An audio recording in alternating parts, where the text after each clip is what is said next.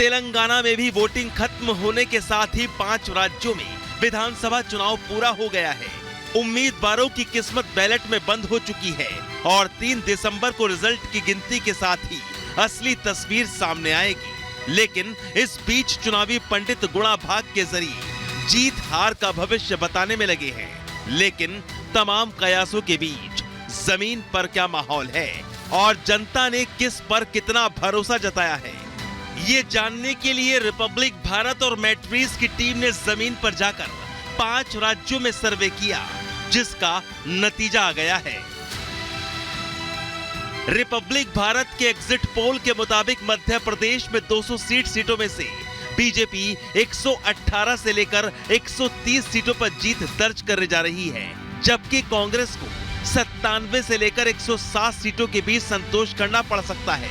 वहीं बीजेपी और कांग्रेस में सीधी टक्कर होने के चलते वहां अन्य उम्मीदवारों का खाता 0 से 2 के बीच रह सकता है।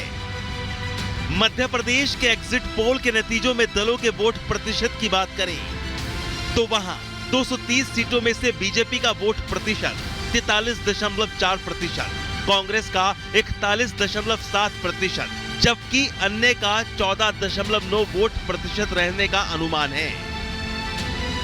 साफ है मध्य प्रदेश में बीजेपी एक बार फिर से वहां सत्ता में वापसी कर सकती है, जबकि कांग्रेस को दूसरे नंबर पर संतोष करना पड़ सकता है। प्रधानमंत्री जी के प्रति प्रेम, उनका नेतृत्व, अमित शाह जी की रणनीति, नड्डा जी का मार्गदर्शन, कार्यकर्ताओं का अनथक परिश्रम और हमारी प्रदेश की सरकार की अनेकों योजनाएं ये स्पष्ट बताते थे कि भारतीय जनता पार्टी भारी बहुमत से जीतेगी।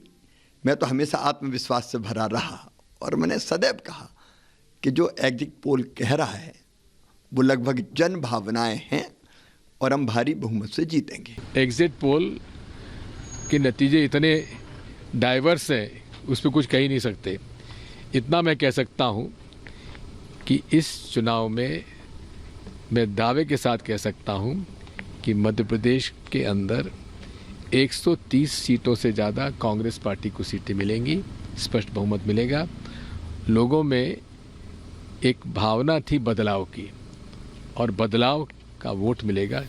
वहीं छत्तीसगढ़ की बात करें तो सर्वे के आंकड़ों के मुताबिक छत्तीसगढ़ में जोर लगाने के बावजूद बीजेपी वहां बेहतर स्थिति में तो दिख रही है, लेकिन बीजेपी को वहां 34 से 42 सीटों पर ही जीत मिलती दिख रही है, जबकि 44 से 52 सीटों के साथ वहां कांग्रेस एक बार फिर सरकार में वापसी कर सकती है। मतलब कांग्रेस वहां जादुई आंकड़े के बेहद करीब पहुंचती दिखाई दे रही है। 7 एग्जिट पोल में किसी का आंकड़े एक आध समानता है, लेकिन 2 दिन बाद वो सभी पोल जो है एक समान होंगे। तो एग्जिट पोल चलने दीजिए, लेकिन सरकार हमारी बनेगी भारी बहुमत से बनेगी। पूरी बहुमत है, अपनी मेहनत पे हमको विश्वास है और जनता पे भरोसा है। जो गैप दिखाया जा रहा है, वो चाहे सरगुजा का हो चाहे बस्तर का हो, उन सीटों को यदि एनालिसिस किया जाए तो उससे बड़ा स्पष्ट होता है कि भारतीय जनता पार्टी और ज़्यादा सीटों में जीतेगी और कहीं न कहीं 52 से 55 सीटों पर भारतीय जनता पार्टी बढ़त लेकर स्पष्ट बहुमत से छत्तीसगढ़ में सरकार बनाने जा रही है। लेकिन तेलंगाना में Republic Bharat matrix exit poll के नतीजे इस बार चौंकाने वाले दिख रहे हैं। आंकड़ों के मुताबिक 119 सीटों वाले तेलंगाना विधानसभा चुनाव 2023 में सत्तारूढ़ पार्टी बीआरएस कुर्सी से बेदखल होती दिख रही है। वहां टीआरएस बीआरएस को सिर्फ 46 से 56 सीटों पर जीत मिलती दिखाई दे रही है, जबकि बीजेपी को वहां 4 से 9 सीटों पर जीत के साथ ही संतोष करना पड़ सकता है। लेकिन एग्जिट पोल का नतीजा सबसे ज्यादा कांग्रेस के लिए राहत भरी खबर लेकर आया है। तेलंगाना में कांग्रेस 58 से 68 सीटों पर जीत दर्ज करके सत्ता हासिल करने के करीब दिख रही है। बेशक कुल 3.17 करोड़ वोटर्स वाले तेलंगाना में एग्जिट पोल का ये अनुमान कांग्रेस के लिए बड़ी राहत लेकर आता दिख रहा है। जनता ये चाहती है कि कांग्रेस पार्टी यहाँ पे गवर्नमेंट में आए, क्योंकि जो भी वायदे पहले गवर्नमेंट ने किए थे वो विफल रही है पूरी तरह।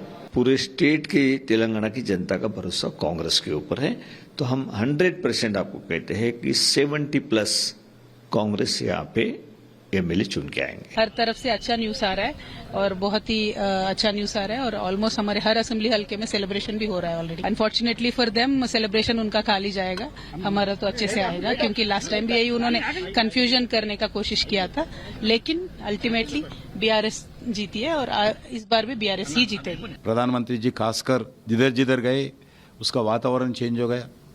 जिधर जिधर प्रधानमंत्री गए उधर अच्छे वातावरण भारतीय जनता पार्टी कैंडिडेट्स का एक उत्साह मिला है। जरूर हम इस इलेक्शन में एक सफल रिजल्ट्स भारतीय जनता को मिलेगा। वहीं 40 सीटों वाले मिजोरम विधानसभा की बात करें तो वहां मिजो नेशनल फ्रंट की आंधी में तमाम राजनीतिक दलों की दावेदारी ध्वस्त होती दिख रही है। एग्जिट पोल के नतीजे के मुताबिक वहां सत्तारूढ़ बीजेपी को 1 से 2 सीट, जबकि मिजो नेशनल फ्रंट को 17 से 22 सीटों पर जीत मिलने का अनुमान है। कांग्रेस नेताओं के लगातार मिजोरम दौरे के बावजूद वहां कांग्रेस कोई करिश्मा करते नजर नहीं आ रही। एग्जिट पोल में कांग्रेस को सिर्फ 7 से 10 सीटें मिलने का अनुमान है, लेकिन इस बीच ZPM यानी जोरम पीपल्स मूवमेंट भी वहां 7 से 12 सीटों पर कब्जा करती दिख रही है। रिपब्लिक भारत के एग्जिट पोल में सबसे बड़ा परिवर्तन राजस्थान में होता दिख रहा है। वहां बीजेपी सीधे कांग्रेस को पटकनी देती नजर आ रही है। आंकड़ों के मुताबिक राजस्थान में बीजेपी 115 से लेकर 130 सीटों पर जीत दर्ज करके मौजूदा सत्ता को उखाड़ती हुई नजर आ रही है, जबकि जीत दोहराने का दावा करने वाली कांग्रेस को वहां सिर्फ 65 से 75 सीटों पर जीत के साथ समझौता करना पड़ सकता है। जबकि अन्य दलों के उम्मीदवारों की बात करें तो वो भी किसी भी स्थिति में 12 से 19 का आंकड़ा पार करते नजर नहीं आ रहे हैं। मैं सोचता हूं कि राजस्थान में स्पष्ट बहुमत की प्रचंड बहुमत के साथ भारतीय जनता पार्टी की सरकार बनेगी। मुझे विश्वास है राजस्थान की जनता के ऊपर, मुझे विश्वास है कार्यकर्ताओं की मेहनत के ऊपर, और जिस प्रकार से हमारे वरिष्ठ नेताओं के मार्गदर्शन में टीम राजस्थान ने काम किया है और जनता का भरपूर समर्थन और आशीर्वाद मिला है, उस बूते पर मैं कह सकता हूं कि राजस्थान में स्पष्ट बहुमत की एक ऐतिहासिक सरकार बनेगी। 5 राज्यों में मुझे लगता है बीजेपी कहीं जीत नहीं रही है, नंबर 1।